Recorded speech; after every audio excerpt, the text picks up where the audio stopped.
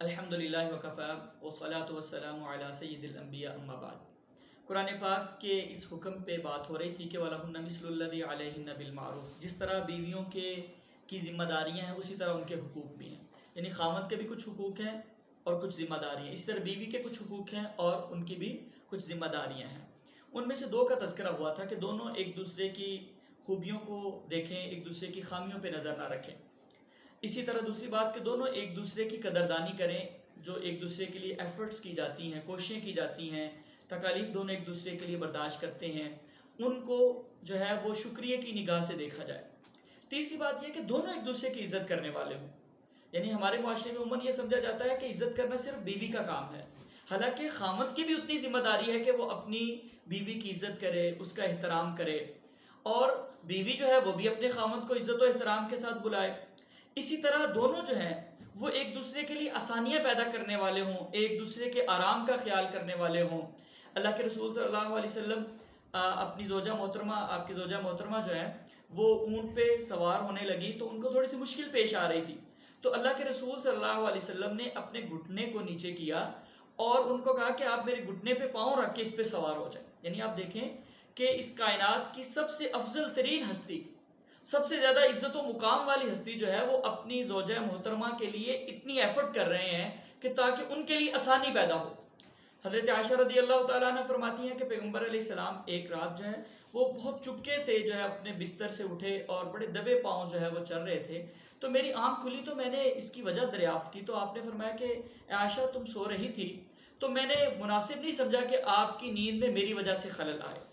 تو یہ ہمیں تعلیم دی جا رہی ہے کہ خامد کس طرح اپنی بیوی کے حقوق کا، اس کے آرام کا، اس کے سکون کا خیال رکھے۔ یہاں تو پانی کا گلاس لینا ہو تو بیوی کو اٹھایا جاتا ہے جی کچن سے پانی لا کے دے مجھے، وہ فریج سے جو ہے وہ مجھے فلاں چیز لا کے دے، تو ایسا نہیں ہے۔ اسی طرح بیوی جو ہے وہ بھی اپنے خامد کے آرام اور سکون کا خیال رکھنے والی ہو۔ وہ اگر تھکا ہوا گھر میں آتا ہے، آفس سے آتا ہے، تو آتے ہی اس کو جو ہے وہ گھر کے مسائل، اپنی پریشانیاں بتانے کی بجائے اور جو ہے وہ اس کے ایک لسٹ بنانے کی بجائے کہ یہ فلاں فلاں چیز ختم ہے یہ لے آؤ، اس کو تھوڑا سا ریلیکس ہونے کا موقع دے، اور اگر وہ آرام کر رہا ہے تو بچوں کو سنبھالے تاکہ جو ہے وہ اس کے آرام کے اندر خلل نہ آئے۔ تو دونوں جو ہے وہ ایک دوسرے کو جو ہے سکون پہنچانے والے ہوں، ایک دوسرے کے لیے آسانیاں پیدا کرنے والے ہوں۔ اسی طرح دونوں ایک دوسرے کے لیے زیب و زینت اختیار کریں، جس طرح بیوی سے خامد ایکسپیکٹ کرتا ہے کہ وہ اس کے لیے زیب و زینت اختیار کرے، اپنے آپ کو جو ہے وہ نظافت کے ساتھ رکھے، پاکیزگی کے ساتھ رکھے، تاکہ اس کا میلان جو ہے اپنی بیوی کی طرف ہو، جس طرح حدیث مبارکہ میں بھی آتا ہے کہ اچھی بیوی وہ جب تم اس کو دیکھو تو وہ تمہیں خوش کر دے، تمہیں اس کو دیکھ کے جو سکون ملے، خوشی محسوس ہو۔ اسی طرح خامد کی بھی ذمہ داری ہے، یہ نہیں ہے کہ بیوی بس زیب و زینت اختیار کرے اور خامد جو ہے ہر وقت جو ہے بال اس کے اٹے ہوئے ہیں، لباس اس کا گندا ہے، اس سے اسمیل آ رہی ہے، ایسا نہیں ہے۔ خامد کو بھی زیب و زینت اختیار کرنی چاہیے، جیسا کہ حضرت عائشہ رضی اللہ تعالیٰ عنہ سے پوچھا گیا نا کہ پیغمبر علیہ السلام جب گھر میں تشریف لاتے ہیں تو سب سے پہلے کیا کام کرتے ہیں، تو حضرت عائشہ رضی اللہ تعالیٰ عنہ فرماتی ہیں سب سے پہلے پیغمبر علیہ السلام آ کے مسواک کرتے ہیں، یعنی آپ اس بات کا اہتمام کرتے کہ جو ہے وہ جب گھر میں آئیں تو آپ اپنے منہ کو جو ہے مزید صاف کرنے کی کوشش کرتے ہیں۔ حالانکہ اللہ کے رسول صلی اللہ علیہ وسلم تو نماز کے وقت بھی مسواک کیا کرتے تھے، لیکن گھر آ کے اسپیشل جو ہے اس زینت کو اختیار کر رہے ہیں۔ تو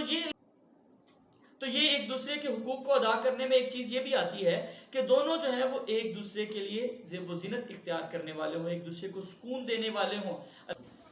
اللہ تعالیٰ نے اس رشتے کا مقصد یہ بیان کیا لِتَسْكُنُوا إِلَيْهَا، کہ تمہیں ان سے سکون ملے، تو یہ رشتہ ایک دوسرے کے لیے سکون کا ہونا چاہیے۔ وَجَعَلَ بَيْنَكُمْ مَوَدَّةً وَرَحْمَةً،